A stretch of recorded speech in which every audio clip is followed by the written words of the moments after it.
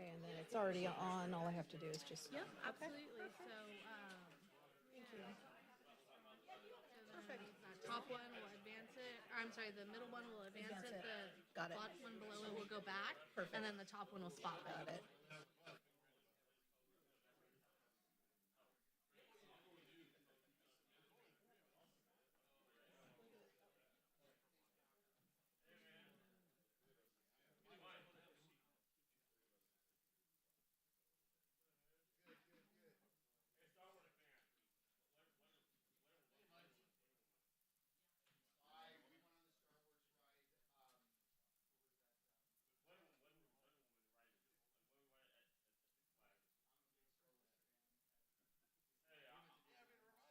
Brand new exhibit, like Star Wars exhibit at Disneyland. Really annual folder. Since I've been here, you've only 4 or 5 times.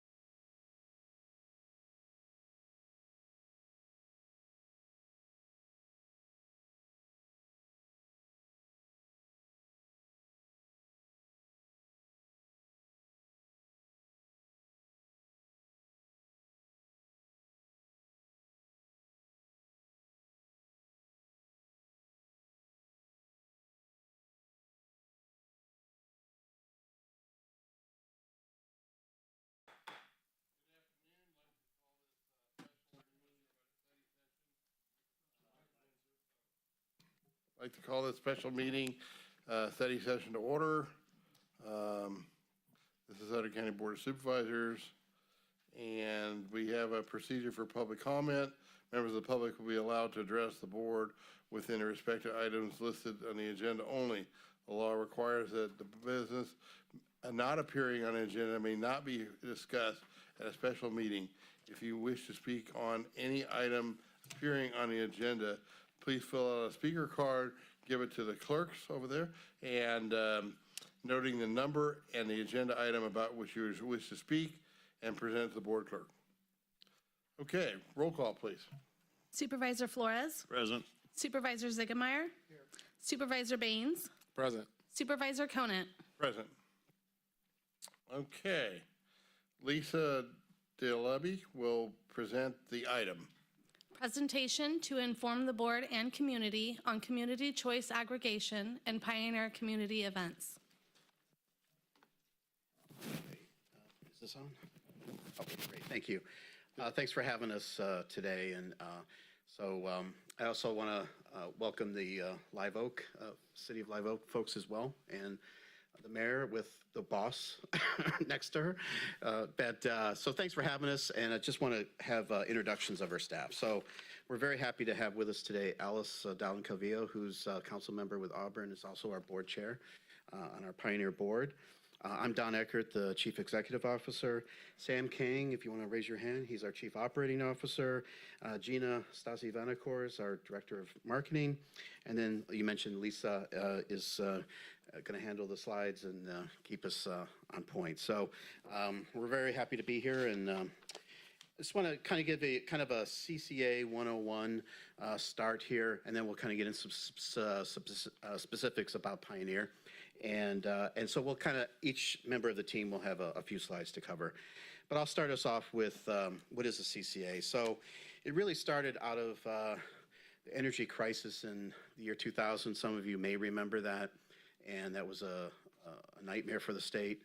And from there, we ended up with, you would think competition would have ended at that point, but it actually kept going, and the thought was, instead of having a complete open market, that we would look at a CCA so that a community could purchase electricity for its citizens, and it gives you a little bit of freedom from an independent or from an investor-owned utility, and so that's really how it started, was through Assembly Bill 117, And then from there, about 2002, there was about 8 years before the first CCA launched, which was in Marin County. And it received fierce competition from PG&E at the time. But they survived, they thrived. And then there was really a revolution of CCAs in the mid-2010s. And now, right now, we have 22, 24 CCAs in the state. With, I think, 65% of PG&E's territory is now served by a CCA. So if you're considering this, you're not first at the table. A lot of the kinks have been worked out. So just want to give you a little history there on that. And then next slide, please. So how does a CCA work? So we provide the electrons on the system. You're still going to have dependence on PG&E for the transmission and the distribution side of the business. But I would look at it this way. This is not a perfect solution to say you want to take over your own utility, but at least it gets you in the game and it gives you some choice. And just to kind of put some dollars behind this, this is public record, so I'm not sharing something that's confidential, but City of Rockland, for instance, looked at having their own system and purchasing it. They looked at a consultant to do that for them. PG&E didn't give them this number. And this is about 3-4 years ago, and it was about $400 million to purchase a system. On top of that, you have to build the infrastructure to then maintain the system. You can get into this side of the business, the generation side of the business, provide choice for your citizens, and control a third of the bill for $15,000 to the general fund. And we'll cover that at the end of the presentation as well. But there will be an impact assessment study, which is really the total cost for the county on this. The beauty of joining a JPA is that you have that firewall between, so that the risk is with the JPA and the county's general fund is safe. Next slide, please.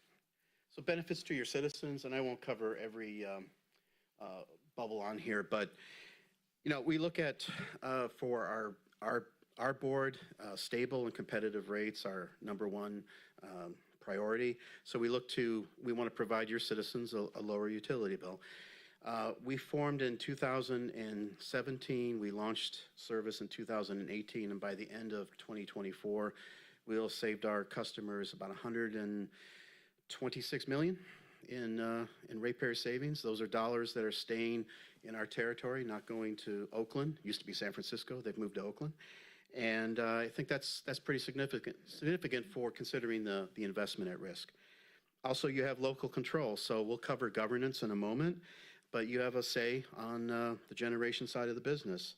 You take control of your energy future, and you give your citizens a choice. And I want to emphasize that this is community choice aggregation, meaning that if your folks do not want to leave PG&E for whatever reason, for the generation side only, they can stay with PG&E. It's about choice. And so we're not replacing PG&E, we're giving your folks a choice. Next slide, please. Just want to cover our mission and our vision. We do have a strategic plan, and we're actually updating it this spring. What we do, mission statement is, we are locally owned. We are owned, so our shareholders are your citizens, powering the communities we serve with competitive rates, reliable service, and a choice in energy options. And we do believe we fulfill that mission. Our vision statement is where we want to be. We want to be a community partner, and we want to have a positive local impact. And Gina will cover that part of it is with exciting programs that we're launching in our territory that helps our citizens. Next slide, please. Our service territory, I think, so we're in Placer County, El Dorado County, and Nevada City, Grass Valley right now. Just significance here would be, for instance, in Placer County, we have Roseville Electric. Little sliver of territory is also SMUD. And then Liberty Energy is around the western part or the eastern part of the counties. But just a point here is that the legislation was set up to not compete with other public-owned utilities. So when we go into a territory, we're not going to compete with Truckee or replace Roseville Electric. It simply would be going after the investor-owned utilities territory, in this case, PG&E. Next slide. And then governance. So we have in our JPA, we have one member, one vote. So you decide who sits on the board, but it would be, right now we have a board of 11 elected officials representing every member agency that we serve. And it doesn't matter the size of your electrical load. And I don't know offhand what Sutter's would be right now. We'd have to do that study. But it's an equal vote for all. We look to recruit with like-minded folks. So I'm not looking to introduce a lot of conflict to the board. We're looking at this area of the state where I feel the CCA revolution has kind of missed it. If you look at the map that we had earlier, you'll see that the CCAs are up and down the coast, but this part of the state has kind of been left out of it. And I really am proud of our board chair and our board and staff to being open to expansion so that we can introduce this choice to you as well. And then as far as joining our board, even if service doesn't start till 2026, as soon as the CPUC would approve the membership, which I would say is going to be around end of next March, if we move forward along the schedule, and Gina will cover that shortly. You could join our board as soon as next spring to be well versed in issues before you actually start service. But again, that's our governance. It's elected officials. It's you. And I think with this area, next slide, please. I'm going to hand this over to Sam Kong, who will cover biomass and what we do in advocacy as well.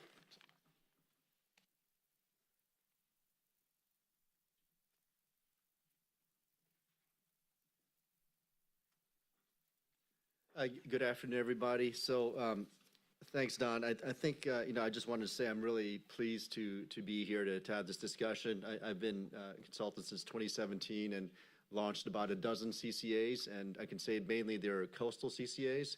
Pioneer's probably, it is the first one that's more of an inland one. So to bring the benefits to the inland people, I think it's a great time and it's a great moment. So having said that, one of the key things for Pioneer is that we, in addition to keeping costs low, biomass is one of the top priorities for our board, right? And one of the things we also do is we have a active legislative and regulatory area where we actually participate with the legislators and the regulators in San Francisco, this California Public Utilities Commission, and also, of course, the state.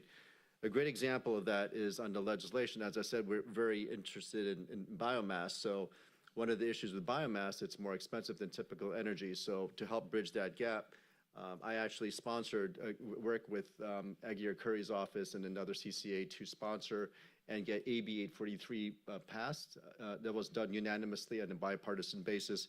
What that did, it allowed CCAs to participate in a biomat program. It's a biomass program that previously only the investor-owned utilities had access to. So that was a great achievement. Right now, we're in the final stages of implementing that, and I think by May, we will be actively participating in that program. That's just one example of our words in action. The board, through Alice, we had a great, passed something called the feed-in tariff. So this is using our own Pioneer funds to help accelerate investment in biomass and in small hydro projects by creating our own feed-in tariff, wherein we would actually pay a little bit more than what's market rate, just to spur local investment. So remember, this is only available to our member agencies in their service territories.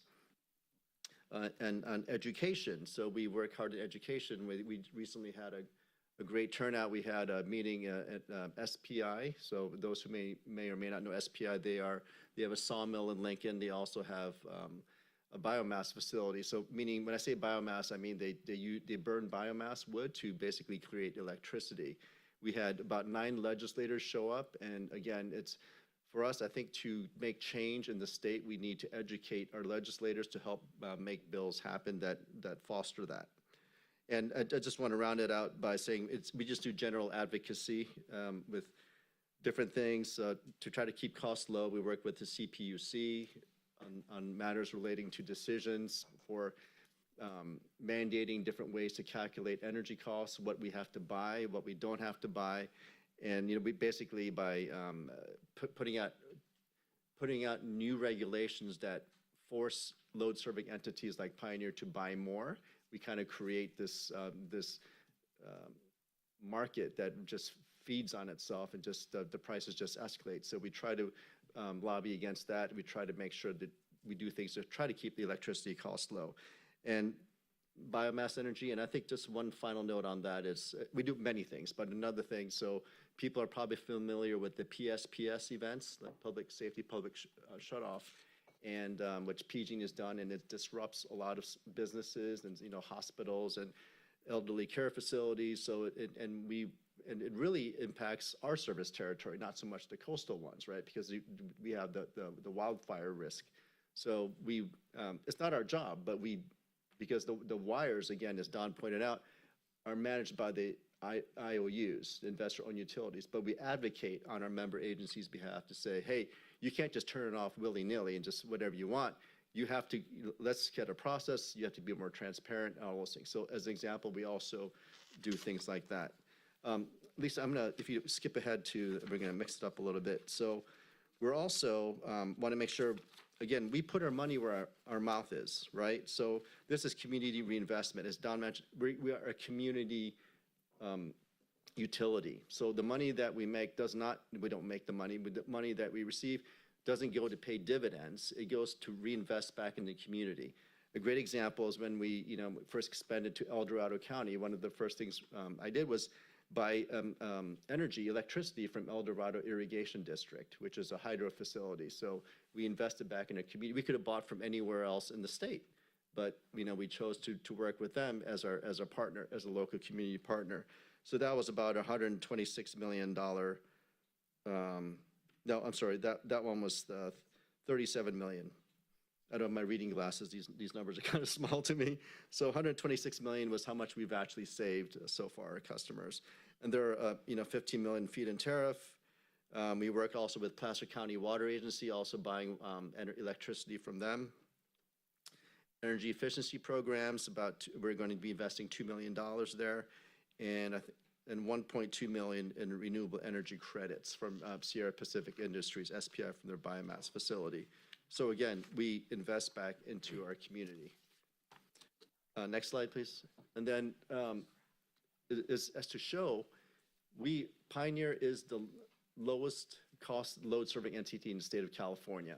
We've actually won and been recognized. Unsolicited award that we received. We didn't even know about it until they sent us a letter and the award. Maybe Gina can mention it when she comes up here for the lowest cost energy. And as you can tell from here, our standard product, which is already 44% renewable energy, is $219 compared to PG&E's $241, right?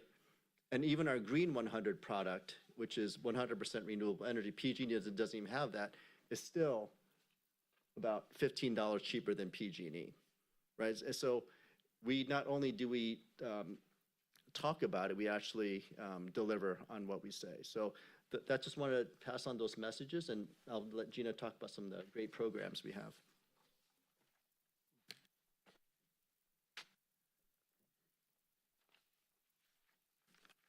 Thank you, Don and Sam.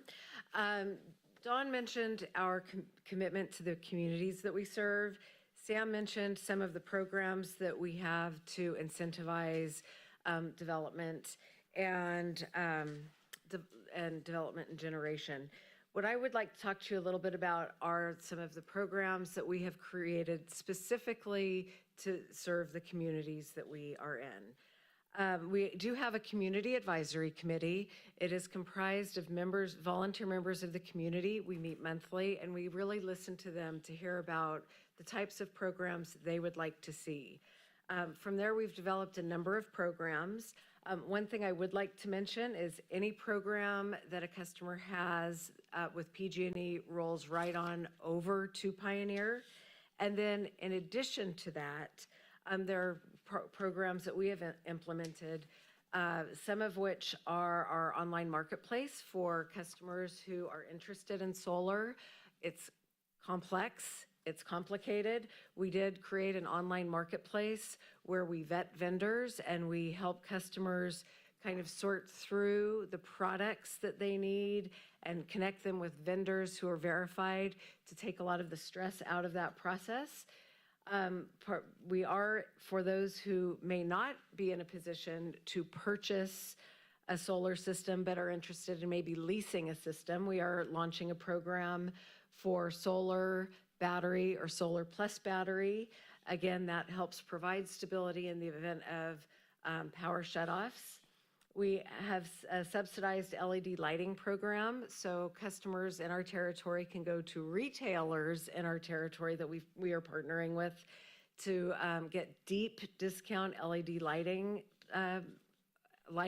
things. So that's everything from the power strips to light bulbs and everything in between. We are just launching an HVAC tune-up program, which will provide a rebate for customers who get their air conditioners tuned up this summer, which will help save energy, and also creates partnerships with HVAC retail or HVAC contractors in our territory. And then again, Sam mentioned the Biomat Local Fit, which is our feed-in tariff, and then we will be launching an Ag Fit program later this year as well. Next slide, please. Community regional partner, as Dawn mentioned, one of the things that we strive for hardest is to be a good community partner and involved in the communities that we serve. We don't just say it, we really mean it. Sam talked a little bit about our efforts to elevate and advocate for our partners. We do that not only through advocacy, but also by being an active participant. We have partnerships with RCRC, the Rural Counties Representatives of California, and the California Biomass Energy Alliance that help us communicate what our positions on certain issues are and to advocate for biomass. We also are members of the local chambers and serve on the government relations communities. And then we sponsor events throughout the community and in a number of ways that helps people become familiar with We Are, but it also is part of our commitment back to the community. If you could move forward, Lisa, to solar. One of the questions that we get asked about a lot when we are out in the community is, what about the solar customers? Right now, we have 42,000 solar customers. If you are a net generator, we pay a 1/2 cent premium above what PG&E provides. If you are a net consumer, you get the same discount that all other Pioneer customers receive. There is no contract or power purchase agreement required. We reconcile monthly and then pay out annually. We are indifferent to which version of net energy metering a customer is on. And then last year alone, we paid out to 5,600 customers $1.2 million. So our solar program is very strong. And at this point, I'd like to introduce to you our board chair, Alice Dowden-Calvillo. She can speak from the perspective of a local government leader and has a lot of insights to share.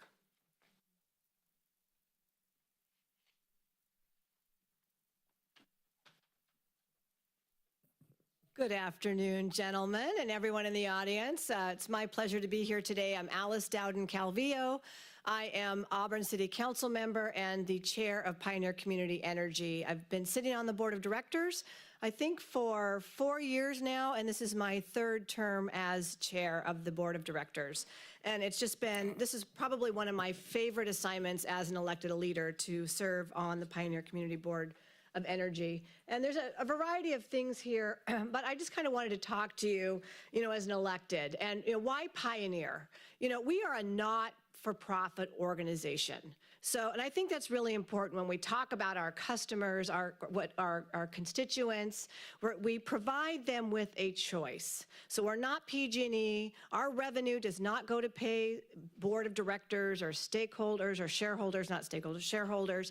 And that's really important. Again, we're not for profit, and we are able to purchase electricity at a lesser rate because we don't have all that administrative overhead, right? And so we can offer a product at a cheaper rate. Right now, and this might be covered by staff, but in Placer County, our customers serve about they save 10% on their electrical rate. For El Dorado County, it's 19% savings, and for Nevada City and Grass Valley, it's 12%. That's savings right there. And they don't have to deal with PG&E. And some people are just so glad to get away from PG&E. So that's a great thing there too. So, and we talked about the fact that we reinvest in our community. So we look to purchase our electricity from local providers within our service area whenever we can. So we're reinvesting those dollars. We've got all these great programs for our constituents with lighting, and we're working on this great program, as we talked about, with solar batteries and solar power. And so we're offering our customers great products. We're offering them a sustainable product itself. We have phenomenal customer service. How many of you hear about people calling PG&E and they've got they're just so sick and tired of it, they're on hold for whatever. We have a phenomenal customer service group. Our staff are just incredibly responsive. I hear it all the time. Our website is incredibly interactive and easy. You can go online and see exactly how much money you're going to save. So it's really great. We have some just great products. And to me, again, we are governed by our elected officials. So we all have a stake in this. We sit on the board of directors. We adopt these rates on an annual basis. From 2018 to 2023, our customers served $85 million they saved. $85 million. And we're looking to go, I think, 160, what was it to? I earmarked it here. So an additional $41 million this year in savings. So at the end of the day, to me, that's one of the most important things is we're able to save our constituents money, our businesses and our residents. Pioneer, again, we do have a Green 100 program, so 100% renewable energy. It's a choice. You're not mandated. Some of the CCAs along the coast, they actually require you to be a part of that, but that's a choice. Now, the City of Auburn, City of Grass Valley, and City of Nevada City actually we participate in the 100% renewable program. And I will tell you that for us, for Auburn, it costs us an additional $11,000. We're still saving over what we would pay for PG&E. We're still saving. We're paying $11,000 to have renewable. But what we're really getting is, because we all have AB 32 compliance, we just did a greenhouse gas reduction update, as we're all required to do by the state of California. And from 2005 until today, we actually reduced our greenhouse gas emissions 50%. And the bulk of that was because we joined Green 100. We didn't have to do anything else. We did electrical vehicles like we all have to do. But that was a very easy way to get that. 50% we were able to reduce our greenhouse gases. So we have that as an option. Another thing that's great is that, we all had compliance with SB 1383. That's the organics law, where you have to purchase the mulch and distribute that and all that other kind of thing. For our jurisdictions, something that Pioneer came up with was a plan where we purchase attributes from a biomass facility down south. So now the City of Auburn doesn't have to worry about purchasing back all that mulch that's at the waste facility. We don't have to store it. We don't have to give it away. We don't have to do anything. We were able to achieve compliance through this contract that Pioneer negotiated for its members. And that wasn't even a requirement that Pioneer do that, but they saw an opportunity to help the member agencies. And so I think at least half of our agencies are participating in this SB 1383 compliance with just a nominal amount of money, and not having to deal with all the headache of the compost and all that other stuff. So that might be something that Live Oak is interested. I don't know how you're meeting your SB 1383 compliance, but in any event, it's a great organization. I hope that you will seriously consider it. Again, we're giving our constituents a choice. They don't have to be a member, and saving money. And that, to me, is critical for our businesses and our residents. And I will turn it over. Who's the next person? Gina. I'll turn it back over to Gina.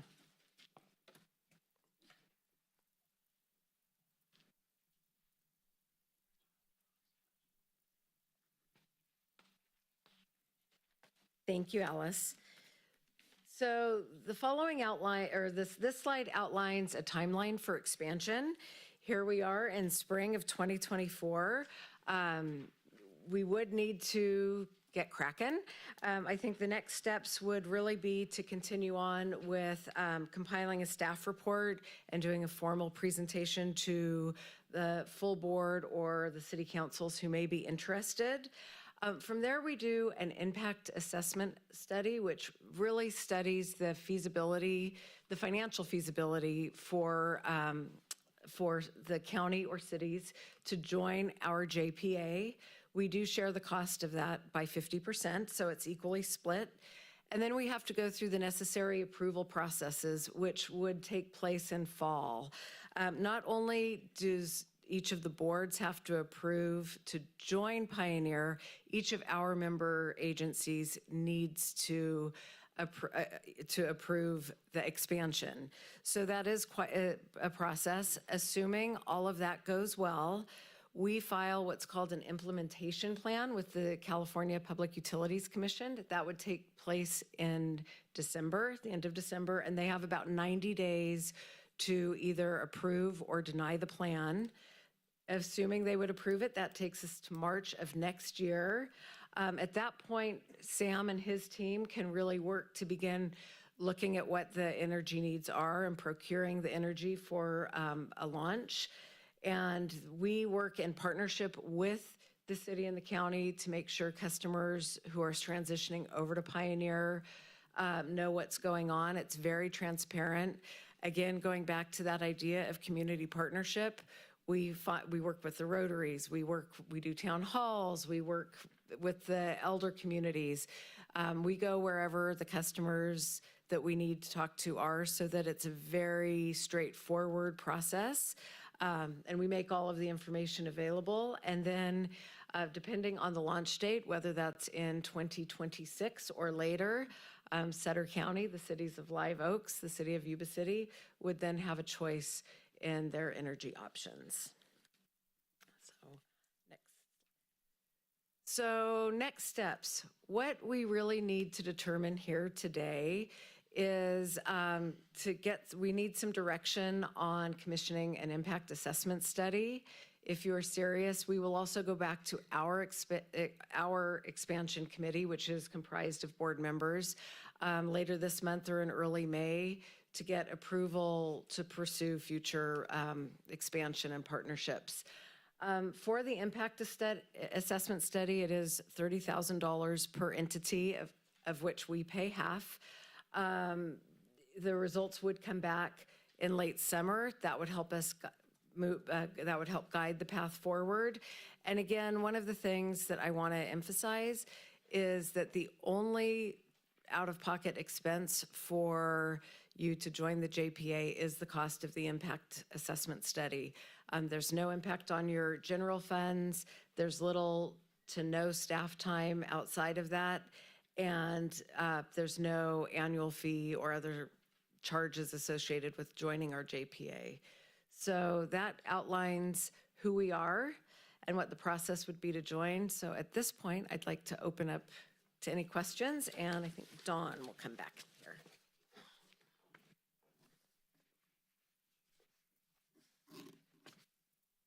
Any questions? Any, we have no speaker cards, but any questions from the public? None? I think Phil's headed to go get a speaker card filled out. Oh, okay. Mr. Trainer? Whoa. Go right back there is fine.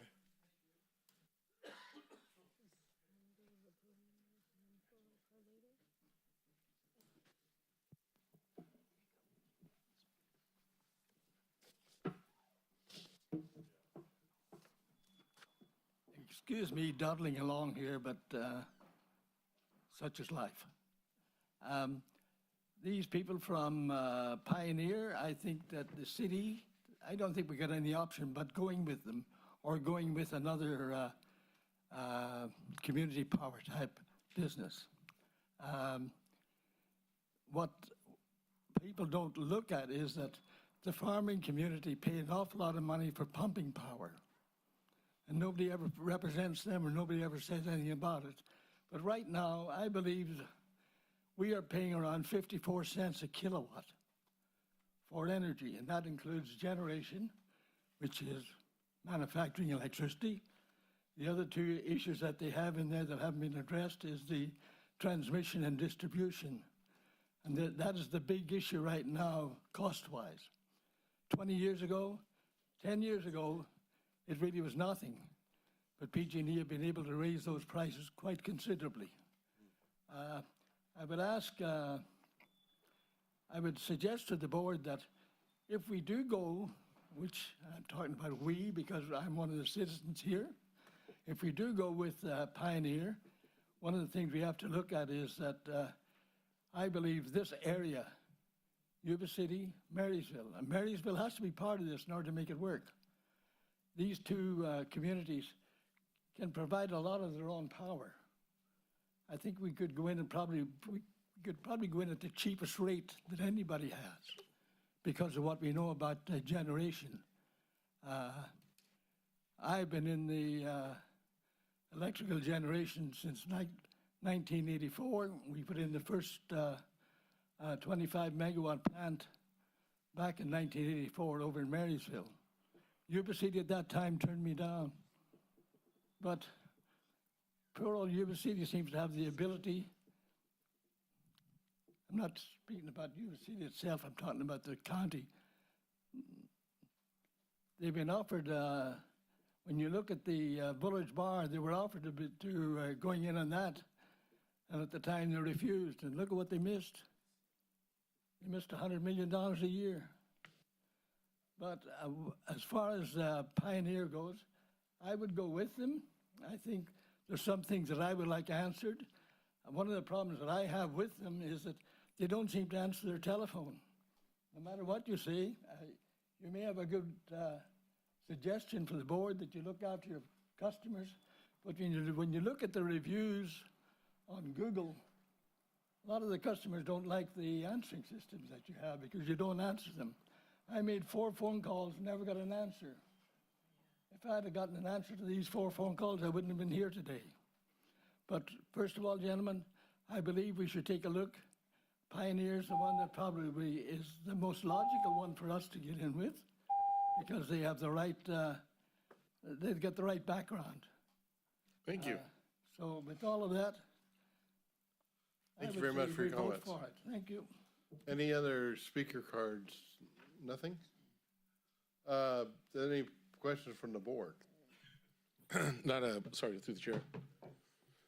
Not so much a question, just that I have had an opportunity earlier to have this presentation, and it was actually brought to my attention by Mr. Trainer that had me reach out to Pioneer. Leanne Link, she reached out to them, was instrumental in bringing this all together. It's unfortunate that we only have, the amount of people that we have in the audience today to be part of the study session. And I know that this is just a study session, so no action could be taken today, but I will recommend that we move forward with whatever we can as a county to 3 things that really stuck out to me was, first of all, we want to save our neighbors, we want to save money. And 2, we want to give the citizens a choice, and who isn't for local control. So I just want to thank you for your presentation, and we'll see how the process goes from here, but thank you. Through the chair. Go ahead, Dan. So I too want to add to Supervisor Baines' comments. I first got introduced to this from Alice, so this was a while back at a cap-to-cap gathering where you brought it up, and then Phil, we met with you as well, and we really appreciate the presentation today. Hearing what I hear today, I think I'd be very supportive of moving forward on something like this as if we bring it to the board. For me, I see the things that Supervisor Baines mentioned as saving money, but also taking better steps towards renewable energy usage from our community as a whole. So, my comment is that I'd like to just pioneer forward with Sutter County and see what we can do with that. So. I am going to have to use that. I liked that. All right, thank you. Pioneer forward. Yes, pioneer forward, Sutter County. But thank you very much. Appreciate it. Mike.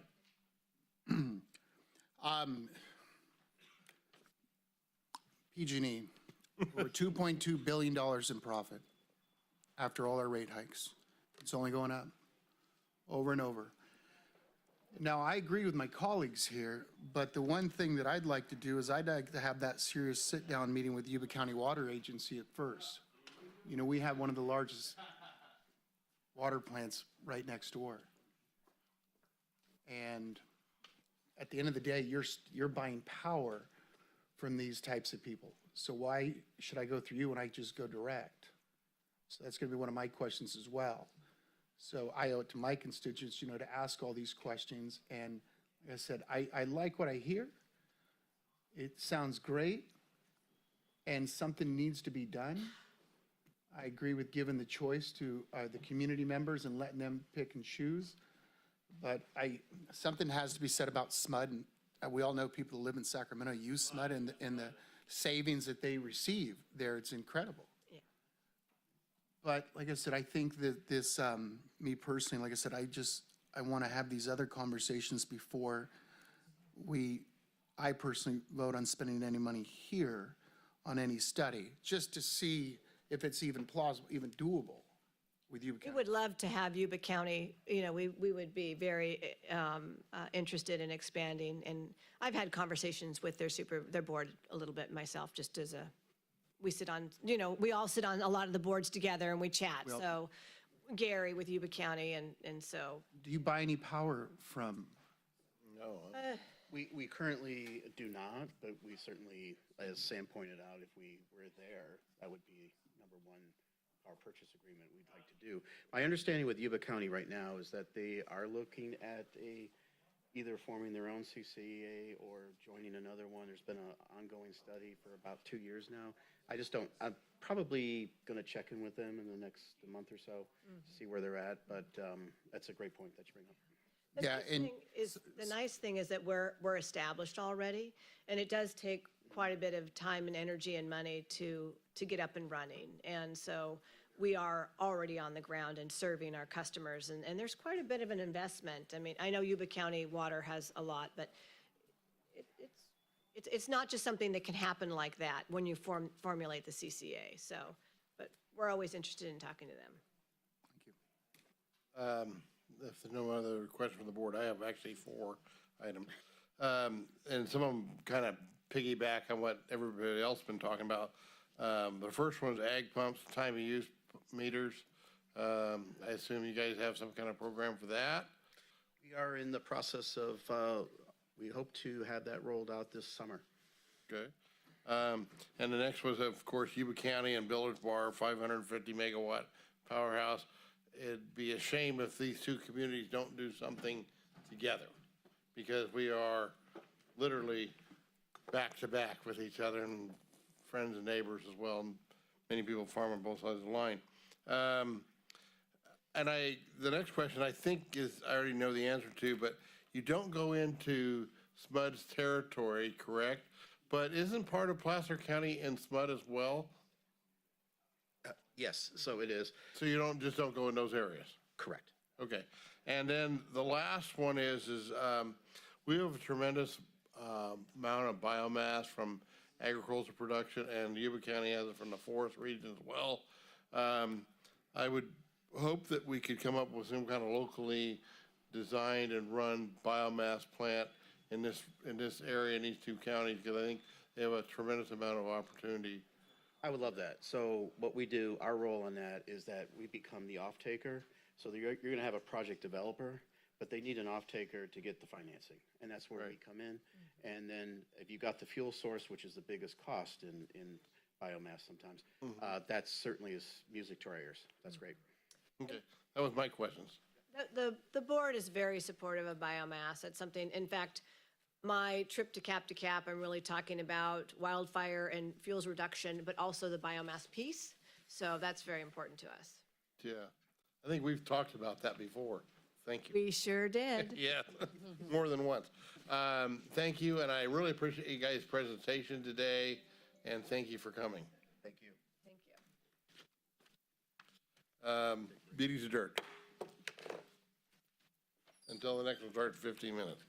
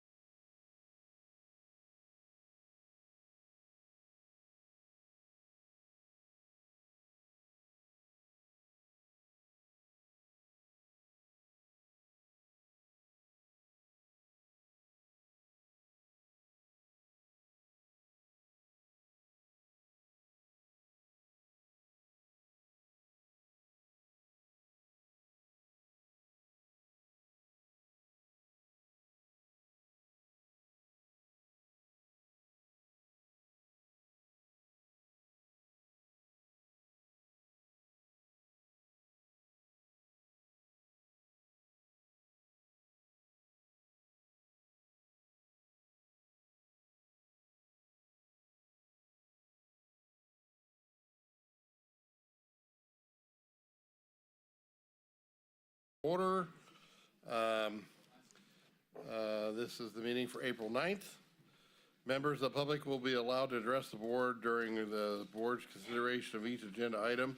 If you wish to speak about any item appearing on the agenda, please fill out a speaker card or in the back, noting the number of the agenda item and about the item about you wish to speak.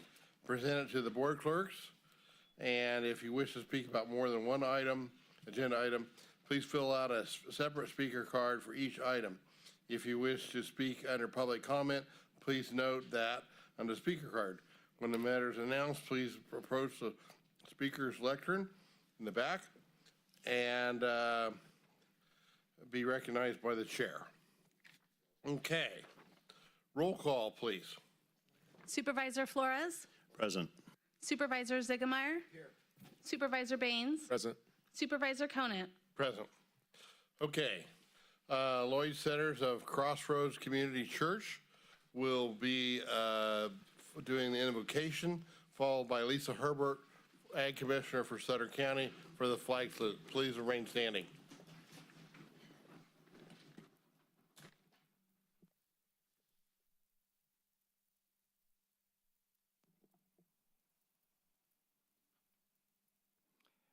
This is the day the Lord hath made. We will rejoice and be glad in it. We're so thankful, Lord, for your presence to give us life and joy and peace in our hearts. Thankful that you give us a purpose for life and that you bless this nation and the founding fathers. We're grateful for the privileges we enjoy here, that God has blessed our country and its divine providence that we still exist. And I'm thankful this day that you grant blessings upon this meeting. Help us to be civil and orderly. Help us, Lord, to be considerate of one another. When the rich young ruler came and asked, what must I do to be saved? He said, you must love the Lord your God with all your heart, with all your mind, with all your soul and strength, and love your neighbor as yourself. So, Lord, help us to be considerate, to be loving our neighbors and fellow citizens and fellow businessmen. So, Lord, we thank you for this time, that your blessing would be on our individual homes, most of all that you would have a relationship personally with us. And we're so grateful for that privilege. We thank you in Jesus' name. Amen. Amen. Thank you, Lloyd. Lisa? I pledge allegiance to the flag of the United States of America and to the republic for which it stands, one nation, under God, indivisible, with liberty and justice for all. Okay. We have 3 presentations. If we could please have Mina York join the board members up front for a presentation of a proclamation recognizing April 2024 as National Child Abuse Prevention Month in Sutter County.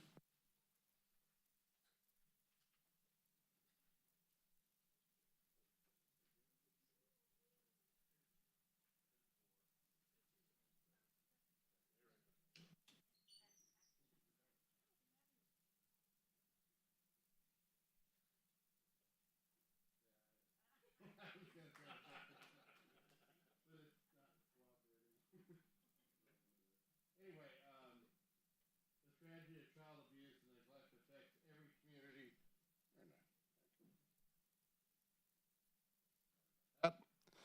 The tragedy of child abuse and neglect affects every community in California, touches the lives of far too many citizens. The threat to our children's welfare is demonstrated by a steady increase in the number and the seriousness of reported cases of child abuse and neglect. The observance of Child Abuse Prevention Month provides an excellent opportunity for all citizens to reflect on the tragic crime while reducing themselves to take an active role in child abuse prevention activities in their community. Sutter County Board of Supervisors proclaims April 2024 as Child Abuse Prevention Month in Sutter County and encourages all residents to join with local efforts to keep all our children safe, strong, and free. Thank you.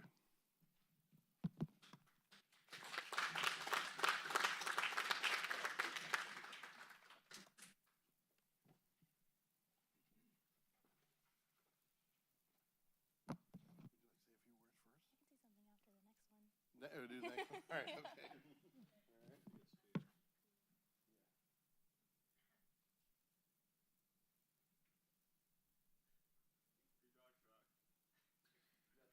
If Mina York could please remain up front for a presentation of a proclamation recognizing April 2024 as Sexual Assault Awareness Month in Sutter County.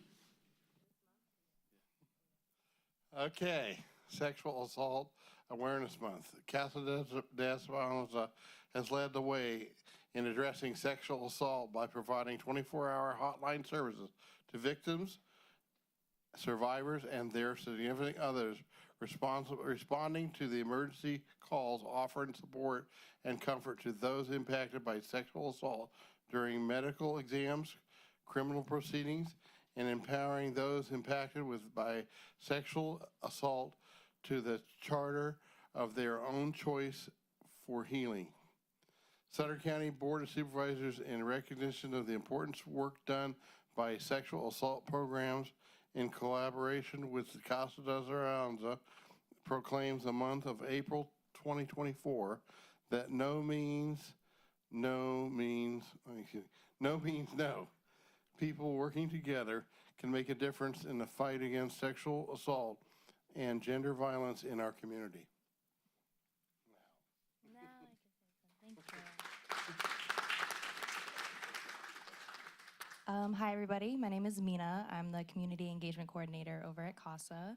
We've been around for about 50 years. For those that don't know, we're an emergency shelter for domestic violence survivors, sexual assault survivors, child abuse, and human trafficking victims. We currently don't have a public location for people to come visit, but that's going to change very, very soon. So follow us on Facebook for more updates. But thank you for having me. I'd just like to say that, you know, CASA not only does work in Sutter County, does work in Yuba City, in Marysville, in Yuba County, helps both counties do remarkable work to help save people and make them sustainable lives. And I thank you for that effort.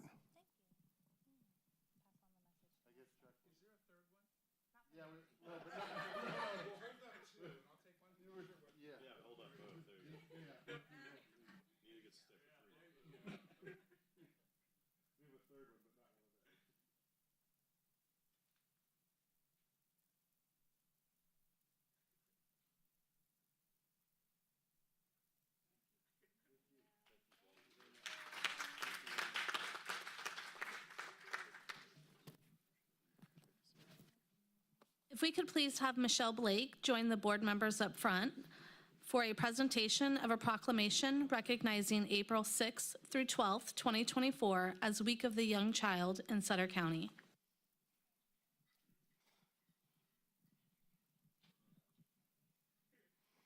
Thank you.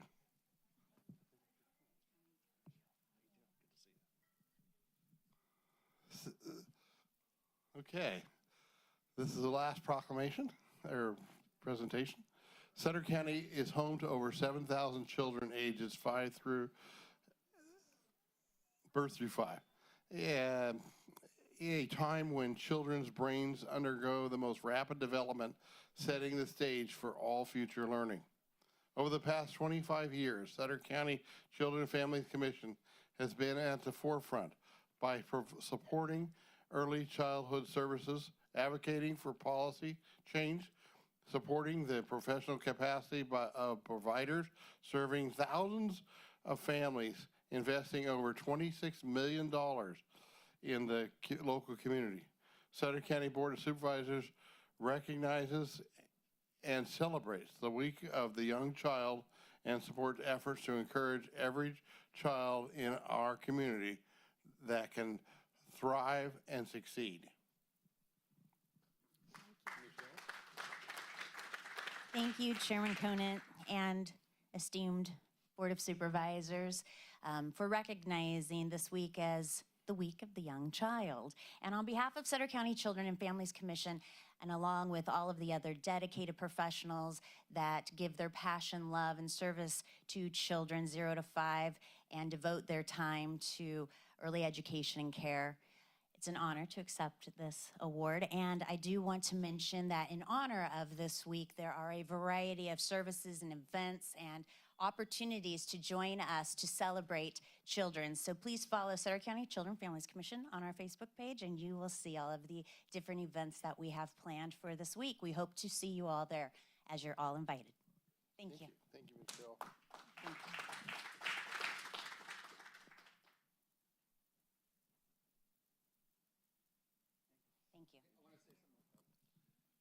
All right. This group right here is incredible. I mean, literally from diapers, formula, car seats, everything else, education. Wow. When you see this group in action at these meetings and how much they care about this community, it is unreal. I mean, I truly believe they don't just come to work because they have to. They come to work because they love it, and what they get out is incredible because we just see everything. And we all saw the baby food shortage and the formula and how you guys just jumped at it and took care of it. It was amazing. Great job. Incredible. Thank you. One second. I just wanted to add a couple things. My wife was a special ed teacher for 36 years, and she always told me that those formative years from even 0 to 5 are the most critical years to get that child the development in the early stages. So do me a favor. If you have a child, a neighbor, a grandchild, one of your own children, go home. Read to them an extra half an hour tonight just to help get them that experience in life. Thank you.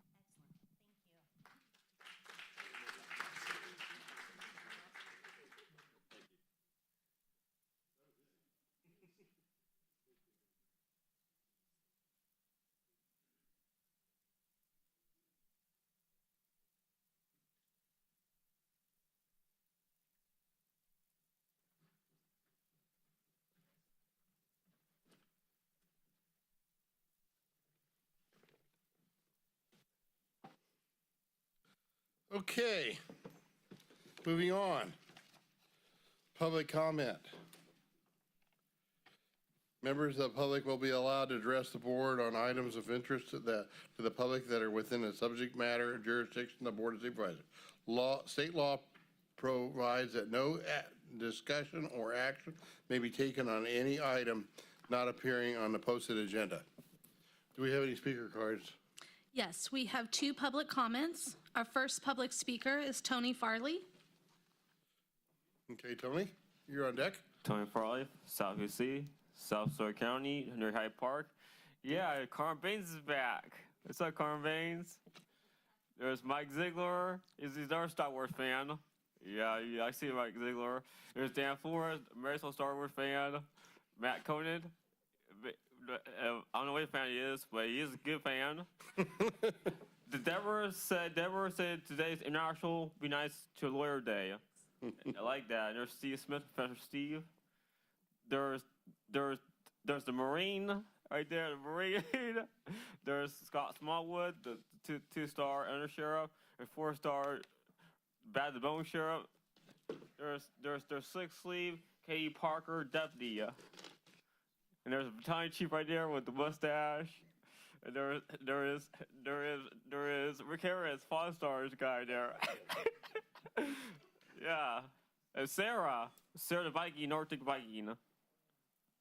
Her day ever for his service. And thank you, Gina, and thank you, Stephanie. Thank you. Thanks, Tony. Next.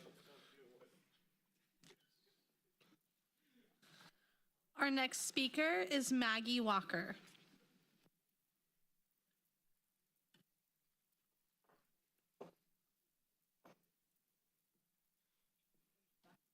I don't know. Hi, I'm Maggie Walker. Thank you, Honorary Chair, Supervisor Conant, and the other Board of Supervisors. I live right down the road off El Dorado. And I'm here to ask about the Standing Real Estate Committee cancellation again. I know it says Standing Committee, but I don't know when our last Real Estate Committee meeting was, you know. And I was sort of going to those meetings. I like to get information on what's going on with the real estate and different real estates that are being up either for sale or that they're buying. I like to know what's going on with that. And I don't know when the last meeting was. So, and I noticed that on Saturday's paper, it wasn't put in the paper that this committee meeting was canceled. There were other ones, I don't recall which ones, that said that they were going to be canceled. Knowing me, I had to go look on the meeting schedules for this week, and that's on the website. And that's how I noticed it had been canceled, or I would have been showing up with bells on my toes waiting for the meeting on the 10th. And I just like to be contacted to know when we're going to actually have a meeting, if there's, because it says standing committee meeting. So I just like to know when that's going to be taking place, because I like to be involved.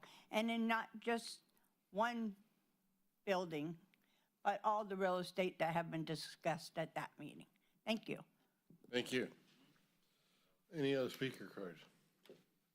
No, that was our last one. Okay, thank you.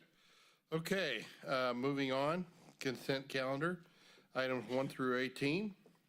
The consent calendar groups together those items which are considered non-controversial, which prior policy direction has been given to staff and only requires a routine action by the board. The chair will be advised the audience that the matter may be adopted by one motion. However, the board might, at its option or upon the request of a member of the public, consider any matter separately. What's the pleasure of the board? Through the chair. Yes, Dan. Move approval of consent items 1 through 18. Second. We have a motion and a second. Roll call. Supervisor Flores? Aye. Supervisor Ziegemeier? Aye. Supervisor Baines? Aye. Supervisor Conant? Aye. Okay. Moving on to the first public hearing, or the public hearing. Public hearing to consider amendments to Chapter 420 of the Sutter County Code of Ordinances relating to parades and also regulate special events in public spaces, adoption of a special events permit and resolution of the fee schedule, introduce an ordinance amending Chapter 420, waive the full reading, direct the clerk to read the title only, and continue the item to the April 23rd, 2024 meeting for adoption. Okay, Taylor Kawada, how we doing? Good afternoon, Supervisors. So Taylor Kayada, Deputy County Administrator here. Before the board today is an action related to the special events and parades in the unincorporated Sutter County. In September of 2023, Yuba City implemented a special event permit application. And this action today would essentially mirror that process for Sutter County. So special events that move through Yuba City and into the county would be able to follow by the same kind of standard protocol. The application itself is very similar. And it would basically allow us to regulate the conduct of public spaces in the county. So Chapter 420 of our ordinance code has regulated loitering in the county since 1934. In 1973, we added provisions for special loitering provisions for those under 18, so essentially a curfew ordinance. And then in 1985, we added a parade permit ordinance, and this is also in that same chapter. So this action today would amend that chapter, and it would add something to cover special events more broadly. It would put special events into 3 tiers, which is when you have more than 500 people expected to attend, more than 1,500 people expected to attend, and greater than 25,000 people expected to attend. There's a recognition that some of these events are both parades and special events. So at the discretion of the county sheriff, we'd have the option to have you fill out both permit applications or just one. So currently in the county, if you have a parade, you have to fill out an application with the sheriff. That would continue if you have just a parade. But if your parade actually is more of a special event, which we describe in the ordinance as defined, then you would have a different application where we require essentially more information to make sure that we're keeping the public spaces safe. Also, there's been an increase over the past several years, nationwide as well as around the world, of things going wrong at larger special events. So it's incumbent on the county to understand what's happening, to protect the people who go to those events, but also to protect the public at large. So some of the things that we're basically looking for in the application for special events, where we want to know you have insurance, who your vendors are, if you have alcohol, if you have a license for it, what kind of tents and structures you'll have there, a site plan, how are you marketing it, do you have toilets, private security, and waste management plans. So these are all fairly common sense, but it's basically bringing it in so the county can support these events. Again, to protect the people at the events and also to protect the county at large.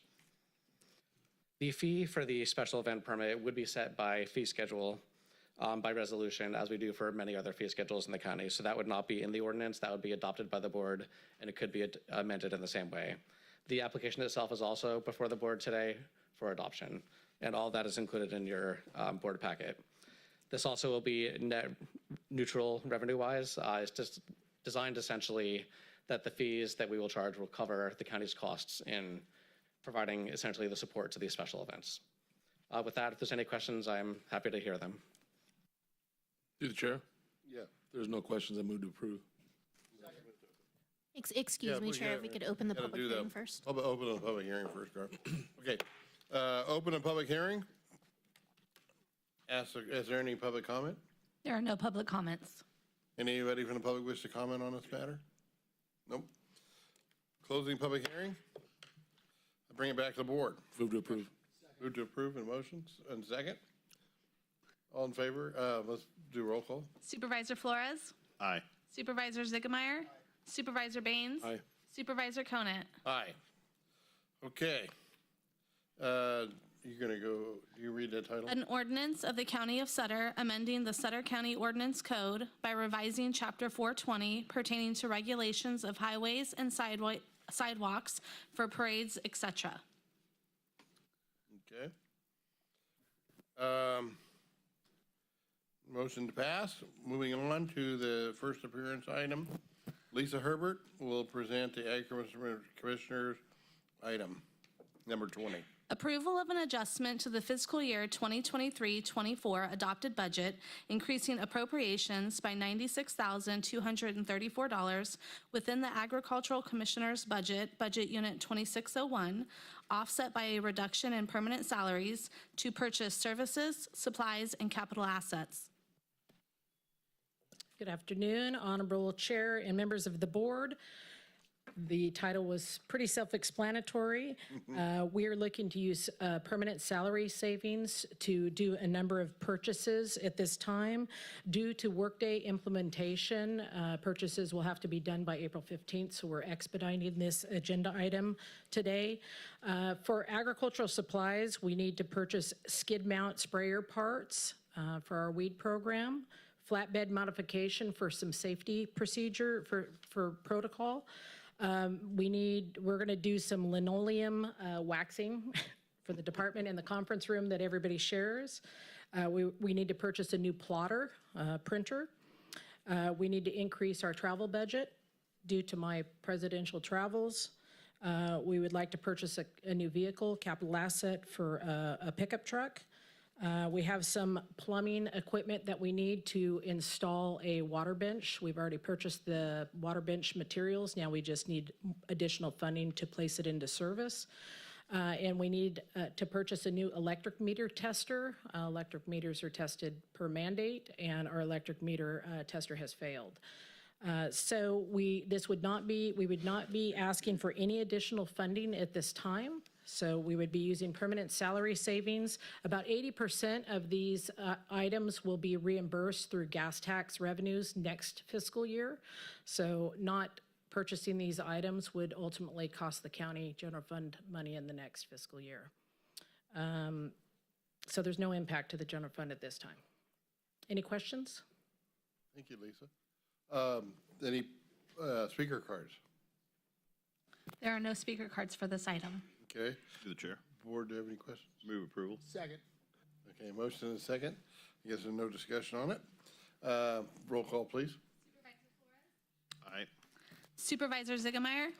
Supervisor Baines? Aye. Supervisor Conant? Aye. Moving on to item number 21. Approval to appoint Christopher M. Chaplin, MPH, to the Partnership Health Plan of California Commission. Hello, Honorable Chair and Supervisors. So the items before you today is a recommendation to appoint Christopher Chaplin to the Partnership Health Plan of California Commission. In compliance with the MADI Act, a vacancy notice was posted and advertised for the one vacancy to the commission. Our office received 3 applications. Interviews were conducted by Sarah Eberhardt Rios, Director of Health and Human Services, and Stephen M. Smith, County Administrator, and Mr. Chaplin is being recommended. Ms. Eberhardt Rios is also here to answer any questions that you might have on the Partnership Health Plan. Any questions?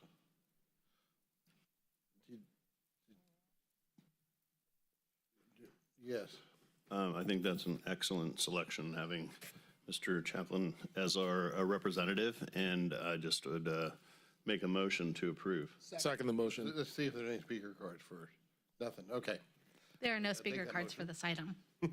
Okay, I'll make the motion again. Second the motion. You got a motion and a second? Yeah.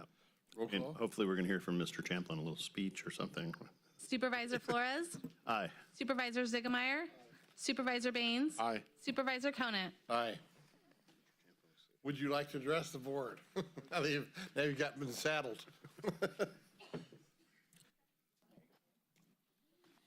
Well, first of all, thank you for the honor. I absolutely appreciate the nomination, and I look forward to serving you on the commission. I think we have a real opportunity here to improve the healthcare within the two-county region. Leading up to this, we've been working together with the FQHC leaders and the variety of healthcare providers within the market to make sure that everybody's voice is heard. We will continue to do that. We've gone from 2 different plans competing with each other for beneficiaries and the provision of services to 1. I think that really gives us a leg up and an opportunity to really work together and improve the care. So thank you for that. We're going to continue to work, and I'll come back with reports on what we're doing. Thank you. Thank you. Okay. That's been voted on. We're moving on to item number 22. Neil Hay, Director of Development Services, will present items 22 and 23.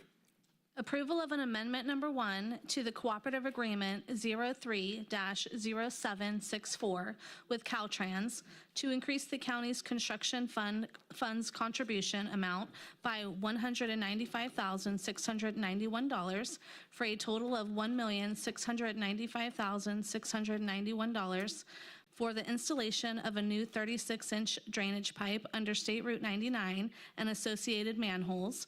Approval of the project's specifics, maintenance agreement, TR-03-24-JV-04 with Caltrans, and authorization for the Director of Development Services or their designee to execute and administer the agreement and amendment.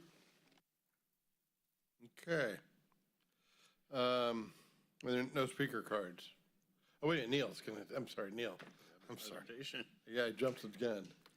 Worse than me. Good afternoon, Chair and Supervisors. I'm having staff pull up essentially the intersection and the plan for the storm drain line. So since August of 2017, the county and Caltrans have been working together for the improvements at this intersection.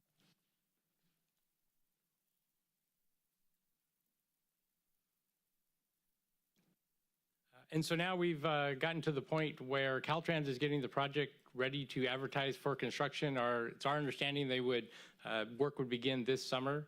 So one of the final things that's being coordinated is the installation of a 36-inch diameter storm drain line underneath the highway with concrete manholes 72-inch diameter on either side in Oswald Road. And that's to facilitate the future storm drainage of the area east of 99 along Oswald Road. If you're familiar with that, historically it has no drainage infrastructure, and so essentially water ponds in the roadside ditches. So this would be a plan to capture that water and then convey it underneath the highway, and then we would have a pipe that would be on the underneath Oswald Road and would continue to the Gil-Sizer Slough. So in order to do all that, eventually we'll have to come before your board and the Gil-Sizer County Drainage Board in order to bring the property owners, the affected property owners into the district. But this is kind of some advanced planning that there's a cost to the county of $195,000 or so. It's included in your staff report. And, but the work would be done by Caltrans and their contractor, and the county wouldn't have to do the work at a later date. Obviously, if the county had to do the work at a later date, it would be dramatically more expensive. We would be subject to all of the traffic control costs, having all the work done, and we'd have to get encroachment permits from Caltrans for the work. So we feel it's very timely. Like I said, we're trying to do some advanced planning, and the maintenance agreement that goes along with it is an agreement that essentially says it's the county's responsibility to maintain the storm drain line.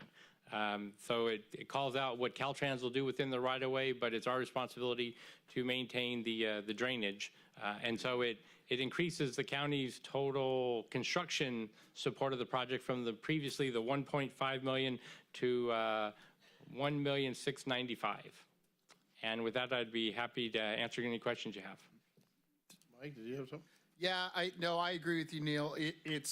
I've actually asked some contractors about this, and it's the whole traffic, shutting down the traffic on 99. So I'm curious how they're going to do it. I'm curious. I mean, I'm assuming everyone I talked to said more or less just shut down half of it and go detour, and then shut down the other half and connect the two. I just wish, so they're going to leave us to maintain it. Yeah, because it's going to service the county and the property within the county, then we'll be responsible. You know, certainly we might, depending on what the road crew and our equipment would facilitate, we'll have the proper inlet coverings in order to minimize debris from getting into the pipe network. But otherwise, it may require an occasional, you know, every year a jetting of the pipe, essentially to flush it and keep it clean so that we don't have any backups. Yeah, just there's an orchard, isn't there? No, there's no orchard close by. They're all on the west side of 99. There's an orchard on the south, and there's somewhat of an orchard on the north side. Then, you know, various residential developments as you get to Gilsizer, the slough. So 2 questions, Neil. Any other questions? Do you have one? Go ahead, Carmen. Sorry. So property owners in the past had mentioned that they would be willing to help in the cost associated with development in that area. Have you reached out to any of those property owners? Or it seems to me that the south side of Oswald is where the problems all come from. That water comes from the south and crosses over into the properties north there. And have you talked to any of those property owners? Yeah, so thank you for the question. Through the various projects that have come through our department for processing, we've made property owners and applicants aware of the future need for drainage in the area. The last most recent project that was approved by your board on the north side of Oswald Road, east of 99, the Senga truck yard. So that included improvements that they have to pay for, drainage improvements underneath Oswald Road. And previously your board has also approved a contract with the consultant GHD, and they're actually designing those improvements for Oswald Road. I think as I previously explained, so Oswald Road from 99 to Railroad has a concrete slab underneath the asphalt because it used to be Highway 99. So in order to put in the storm drain network that the area needs, we're going to have to reconstruct the roadway, essentially tear up all the concrete, tear up the asphalt, while maintaining some traffic and all those type of things, so that we can put in the storm drain system. But there is a mechanism where we would have to expand the Gilsizer drainage district to the affected property owners, so they would join that district, because then their properties would benefit from the drainage that this system will provide. And then by them joining the district, and there's an assessment that they would pay that needs to be calculated, that would allow that water to drain into the Gilsizer Slough that's west of 99. So there are a few incremental steps that need to take place. Yes, we've talked to property owners on both sides of Oswald Road and made them aware of essentially, what's coming and what the need will be, because it'll benefit that entire area. So, and then just another question real quick. So is this happening right now, or it's happening at the same time when the intersection is actually put in? So Caltrans would do this work when they are controlling the traffic put all the traffic signals in. They would do this work at that time. So that's why there is a dramatic cost savings, because the contractor's traffic handling plan, where they redirect lanes and all those type of things and close lanes, that their contractor is going to perform this work in various stages while the lanes are closed. So 2 questions, Neil. One, this road, this pipe project, 36-inch pipe, this is going to come out of the road fund temporarily, correct? Yes. And then eventually it'll be paid back by the property owners that are going to get the benefit, correct? Probably to some degree, yes. Probably not fully, because there's issues with if there's an existing deficiency, right? As there's just kind of some guidelines as to how much can be recaptured. Oh. And then would this, when they get annexed into Gilsizer drainage, would this be a voluntary thing for them to sign up, or are they going to be mandated to do it? How are we going to do that? So it's voluntary for them to sign up for it. If they were not to sign up for it, then their properties would not benefit, their drainage. So then they would then have to begin controlling their drainage on site. Okay. So maybe this would eliminate some of their retention ponds. Right, exactly. Or those that do not have retention ponds will need to put them in so that they do not, because they're not joining the benefit district, so they don't receive the benefit. Okay. Answers my questions. Thank you, Neil. No speaker cards? No speaker cards for this item. Okay. Do we have a motion? Move approval. Second. Motion and a second. Roll call, please. Supervisor Flores? Aye. Supervisor Ziegemeier? Supervisor Baines? Aye. Supervisor Conant? Aye. Oh, moving on, item 33, Neil. Authorization for the Director of Development Services to execute 2 subordination agreements related to previously recorded deferred improvement agreements for parcel 013-060-011-000 Burtis Ranch.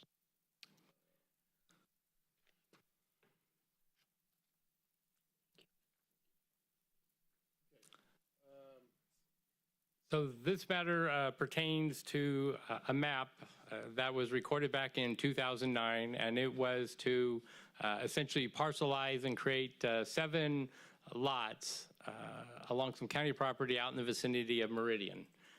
Subsequent to that, the property was never developed for residential purposes, and our department was recently contacted because the property is in the process of being sold.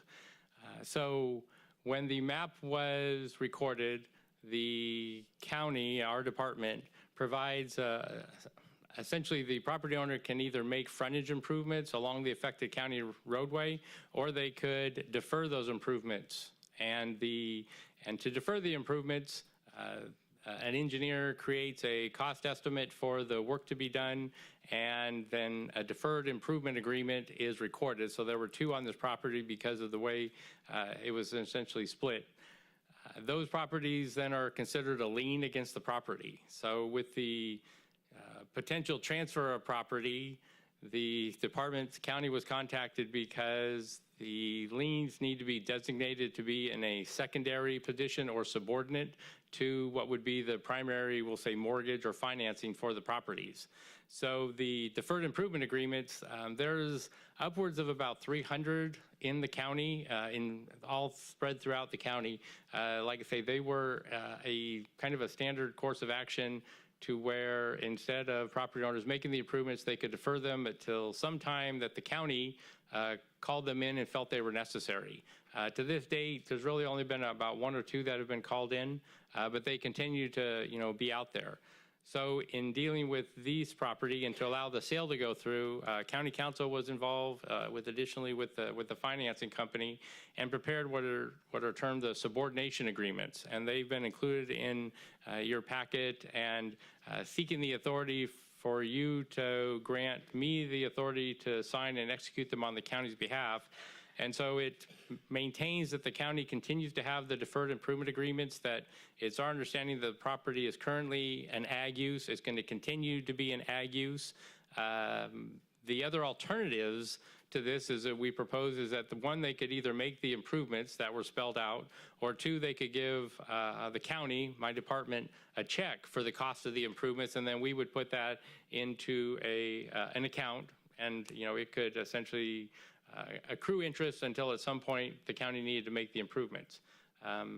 The other option is to, like I say, continue the deferred improvement agreement, but it's classified as in a subordinate position, and that's what the agreement does. But the county still preserves all of our rights that should development occur in the parcels in the future under, this owner or subsequent owner, because the deferred improvement agreements, they run with the land, and so all successors have to maintain and are bound by the obligations.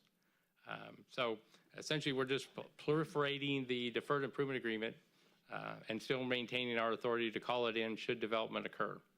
And I'm happy to answer any questions. No, I reached out to, all the applicants reached out to me and we talked about it. And I mean, this is something that's going to literally stay back in agriculture. So I support what staff is recommending. You open up to the public, or what do you got? No. I'll just make a motion to accept the recommended action. Second. Second, yeah.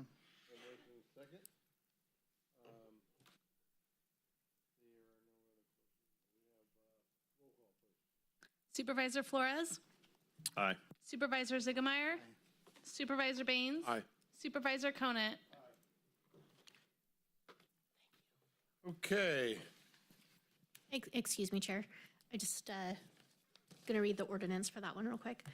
An ordinance of the County of Sutter. Oh, no, I apologize. She was just testing you. Yeah. Go on to item 25. We're done with that one.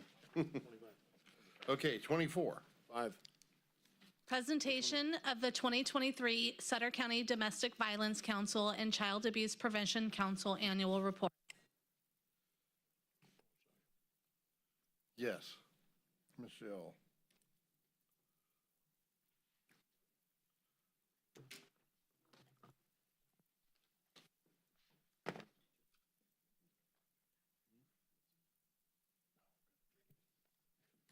Hi, Chair Conant and Honorable Board of Supervisors. My name is Michelle Blake, and it's been an honor to have led the Sutter County Domestic Violence and Child Abuse Prevention Council as the chair in 2023. So today I'm here to present the council's 2023 report and share with you the many strides that we've made this past year in our relentless fight against domestic violence and child maltreatment. So the council has one unwavering goal: to diminish all forms of domestic violence and child abuse in Sutter County. So we achieve this through a collaborative, multidisciplinary approach, ensuring our actions align with the California Children and Family Services review to bolster prevention efforts and enhance outcomes for children and families. So in 2023, we focused on 3 critical areas that you see here: our organizational committee, domestic violence,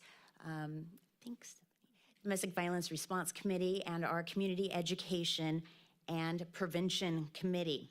And our organizational committee, we'll begin with that, has been instrumental in maintaining the council's voice on domestic violence and child abuse issues. So a notable achievement this year was the creation of our first Sutter County DV-CAP logo that you see here on the PowerPoint presentation. This new visual identity symbolizes our unified commitment in eradicating domestic violence and child abuse in our community.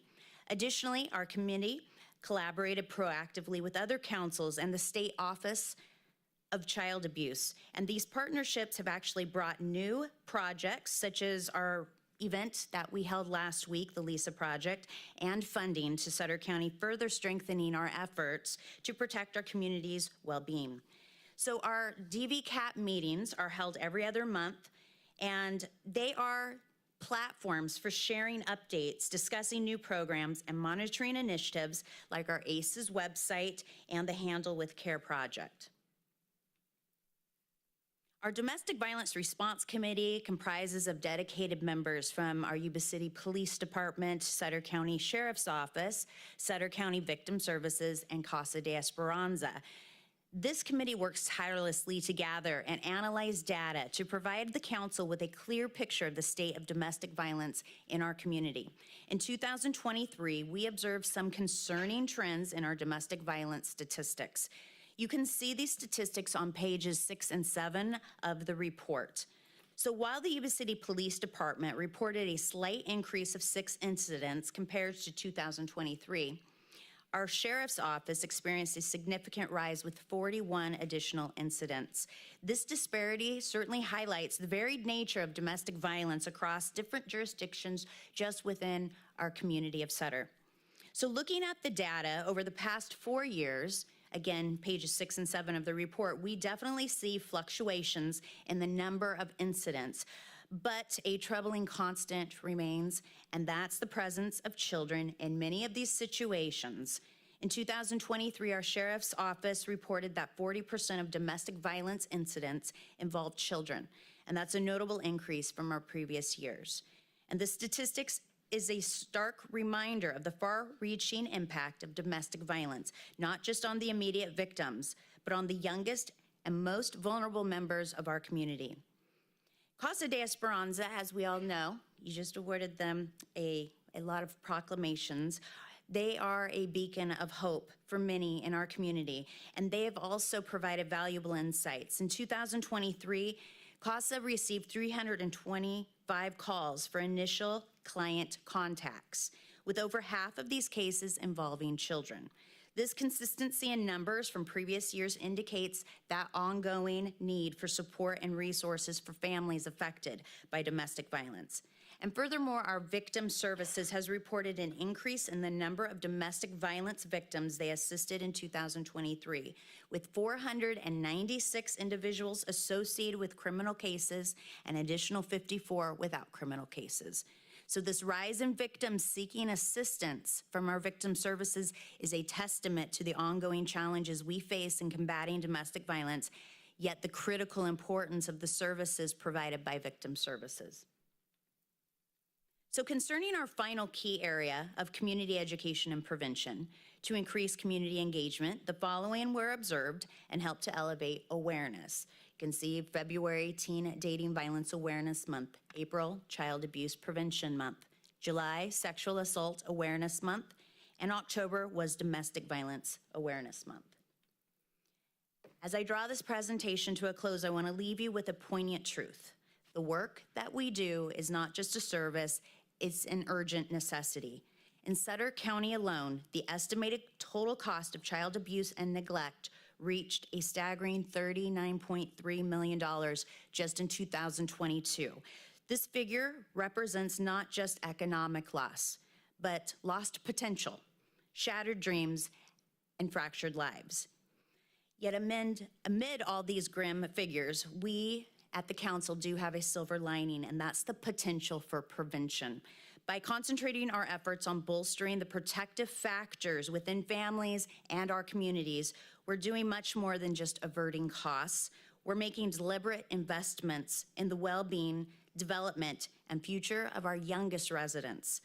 Our mission transcends protection. It's about cultivating and nurturing our community where our children can flourish, they can prosper, and they can emerge as positive contributors to our society.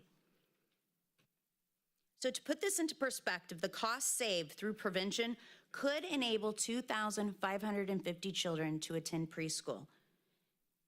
It could offer for a 268 four-year college educations paid for, or it could purchase 85 median-priced homes in Sutter County.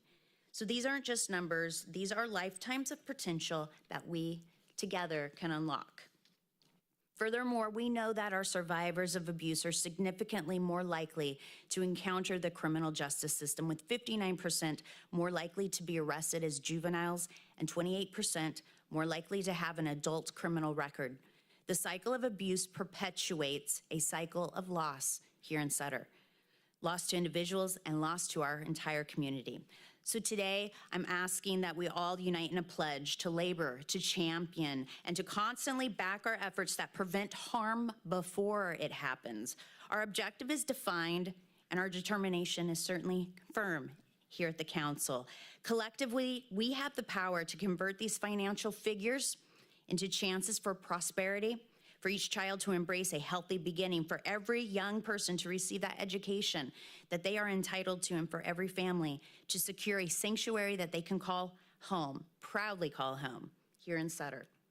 So our work continues, and we will not stop until we reach our goal of a safer, healthier, and thriving Sutter County for all. On behalf of the Domestic Violence and Child Abuse Prevention Council, thank you for standing with us in this essential and necessary mission. Thank you. Thank you, Michelle. If nobody else has any questions, I got a couple. Yes, I wonder if staff could bring up pages 465 and 466 on this item. I thought the public would be interested in this data on 465. And so what it basically says is Yuba City's numbers are declining, and their numbers with children present is fairly consistent. But in Sutter County, the numbers are up both significantly in reporting and up significantly with children present. Correct. Maybe, can we make that bigger, maybe for the public? Is that? Yeah. Let's go to the first. Michelle, can you give us some insight on what you think is going on with this data? Well, one of the things that we have discussed was the fact that during COVID, perhaps calls were not made as they needed to be. Right. I should defer it to our sheriff. He probably has better insights than I do as to what exactly is going on. But I do know that the reality of the calls being made is happening, which we want. We want our families who are in fear to reach out to our trusted law enforcement agents. And that's why we implemented that Handle with Care program and hope to expand it throughout Sutter County so all children who are at traumatic incidents, such as a domestic violence case, will have the resources and the whole family care wrapped around them within the school service, as well as all of our health and human services programs and projects. And Michelle, I'd like to thank you for your service. I was reading that data, and I still don't understand how the city can be down during COVID and the county went up. But do you think we have a more serious problem my question maybe is, do you think we have a more serious problem in the county than the city? Or do you think it's just a statistical anomaly? There's a possibility that statistically more of our low-income communities, our marginalized communities, do have a higher incident of domestic violence. But I know, and I can promise you that within the Health and Human Services Division, we're doing all that we can to raise and elevate our families. Yeah. Well, I appreciate your support. Thank you. Thank you. Any other questions from the board before we have a take? Through the chair? Yes, Dan. I just want to say thank you for your presentation. I just commend you on all the great work you do. I mean, really, it's about bringing awareness and helping set policy by speaking to us and then providing the services that you do. And I think it's really impressive what we do. And I appreciate the work that you do and all the staff does on all of it. Thank you. Thank you. And no motions required, just a report only. Thank you. Okay. Moving on, unless somebody else had a comment? No? Okay. Moving on. Item number 25. Taylor will present this as well. Amendments to the Dangerous Fireworks Ordinance to increase fines consistent with state law and to allow for the recovery of response costs. Introduce an ordinance amending Chapter 485, waive the full reading, direct the clerk to read the title only, and continue the item to the April 23rd, 2024 board meeting for adoption. All right, thank you again, supervisors. So before you right now is a request to amend our existing fireworks ordinance to increase the fines consistent with new state law that has essentially doubled the fines that we can charge for the use of illegal fireworks. We are also following updated state law to have an increased fine if a dangerous illegal firework is provided to minors, those under 18.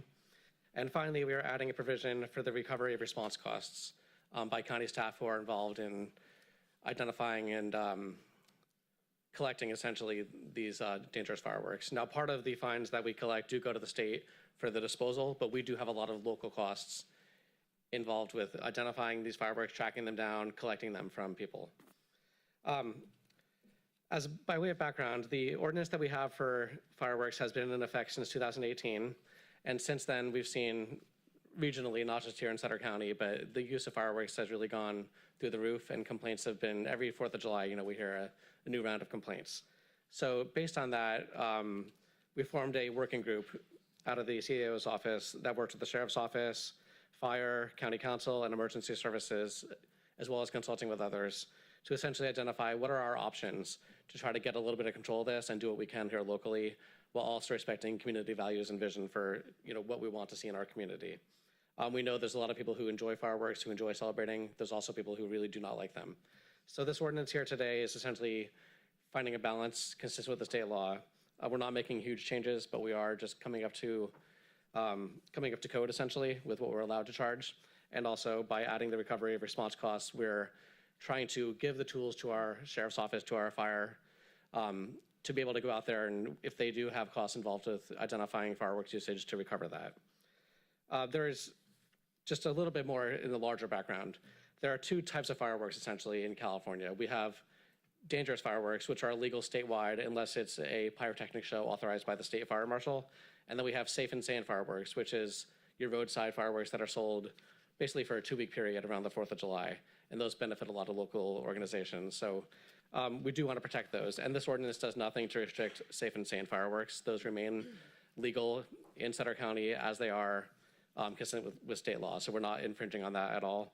But what this does is this ordinance is an administrative ordinance that allows us to essentially, as a code compliance issue, to fine people for fireworks up to 25 pounds.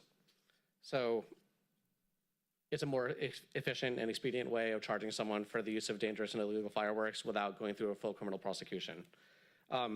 Using dangerous and illegal fireworks does remain a misdemeanor in the state of California, and that could be prosecuted by the DA's office. And I have consulted with the DA, and she's willing to look into doing that as well. A criminal prosecution, of course, takes longer, so generally these fines are more efficient for the county to use. Again, that's only up to 25 pounds, though. For larger amounts of fireworks, we do have the option to prosecute, and the fines in those cases are quite extreme. So we're going to also look at making the public more aware that, hey, if you're bringing in large amounts, if you're bringing in more than 25 pounds of fireworks, the fines for that could be up to a year in jail. It could be $10,000, $20,000, and up to $100,000 for certain amounts of dangerous and illegal fireworks. But just to wrap it up, what is before you today is just to update our administrative fines for doubling the fines consistent with state law, getting our response costs, and then increased fines if we provide them to minors. And with that, I would request approval. Is there any public comment cards? There are no public comment cards for this item. Okay, is there any comments from the board for? Move to approve. Second. Okay, I wanted to ask a couple of questions before we moved on. So I assume the city will have exactly the same ordinance as the county? Taylor? So, sorry. We don't know that. So Yuba City also has a fine provision for for illegal fireworks. Additionally, in Yuba City, they do limit slightly the window by which you can purchase safe and sane fireworks. So our window would be the state law window, which is slightly longer, a couple days on either side. Okay, but otherwise the fine structure is all the same? Because I'd hate to see that one side of the street is one fine structure and the other side of the street, in many cases, not in the city, would be in another. So they'll all be the same. Go ahead, John. I talked with Chief Alexander from Yuba City Fire. They are going to look to see how the, is it on? Sorry, there we go. There you go. I'm short, sorry. Sorry. No, I've consulted with Chief Alexander from Yuba City Fire and their fire marshal, and they're going to be looking at mirroring the fine increases just like the state has done in their ordinance. The only thing that is different between our ordinance is the hours that we sell. They have amended some of that, but we stay exactly the same with our fines. Good. Will, hopefully. This illegal fireworks thing is epidemic in not only the city, but in the county and rural community as well. So, and it is dangerous. Anyway, I'll leave it at that. And Supervisor, Okay, you had a motion, Carm, I believe, and Dan? just wanted to clarify that Live Oak also does have a fine ordinance, and so we'll be sure to communicate with them as well. We do All be two the cities. same. Okay, good. We have a motion and a second? I just want to make a comment. I agree with you, and I'm going to vote yes on this. I just find it amusing that the state cares more about fireworks than they do drugs and so forth, and Prop 47. It just blows me away, the fact that. Yep. Exactly. Okay, we have a motion and a second. Roll call? Supervisor Flores? Aye. Supervisor Ziegemeier? Supervisor Baines? Aye. Supervisor Conant. Aye. Okay, moving on. Item 26, Steve. You're on deck. An ordinance of the County of Sutter amending the Sutter County Ordinance Code by revising Chapter 485 pertaining to dangerous fireworks. Okay, thank you, Honorable Chair and Supervisors. Just wanted to mention two quick things. Our next meeting is in 2 weeks. It's at River Valley High School at 10:30 a.m., so just giving folks a heads up. And then that Thursday at 6 p.m., in this location here, we have a budget study session for the fiscal year 24-25 budget. Thank you. That's it, Steve? Okay. We have the current boards and commissions available under the vacancies. And then now we'll bring up for district reports and considerations of sympathy and honor of certain individuals. Mike? I'd like to close a memory in Jerry Dollins of Live Oak, who passed away April 4th. That's all I have. Anything else? Dan? Just like to recognize former Mayor and City Councilman Wade Kirchner in the house today, so thank you for joining us. Appreciate it, and I have nothing further to report. Thank you. He's incognito. Carm? I'd like to request a letter of condolence and sympathy sent out to the families of Ranveer Beering. And I'd also like to request a proclamation for the Dispatcher Appreciation Week. Okay. That's it, Carm? That's it. Okay, I only have two little short things. One is we voted on today to support the Wheatland bypass. We're not going to spend any money on it, but we are doing a letter of support and a proclamation as well. And then also, we're looking at a letter of support, and I believe it's SB, and I'm trying to remember the number for sure. Isn't it SB 1160, Steve? Or That sounds right, yes. yeah, I think that's the right number. Anyway, this is a Senate bill in California where every gun you own, you would, for owning that privilege of owning that gun, you would pay the state of California $200 a pop. I think this is wrong. I think that people should have the right under the Second Amendment to own the guns they want, as long as they're legal, and that the state has no business taxing us on that. Anyway, that's proposed legislation. I'm sure that our wonderful governor would sign it. So I'll leave it at that. We're going to oppose it unless there's... Through the chair, I almost forgot. I'd like to do a certificate for Riley Lemonager and Cheyenne Hunt of Sutter, who received the Marion Hune Award this weekend. It's an award given out to very few individuals at the state, and they were the recipients, so it's a big deal. And that is it. Other than that, I'll put a motion. Yep. Second. You got a motion and a second? Roll call? Supervisor Flores? Supervisor Ziegemeier? Supervisor Baines? Aye. Supervisor Conant? Aye.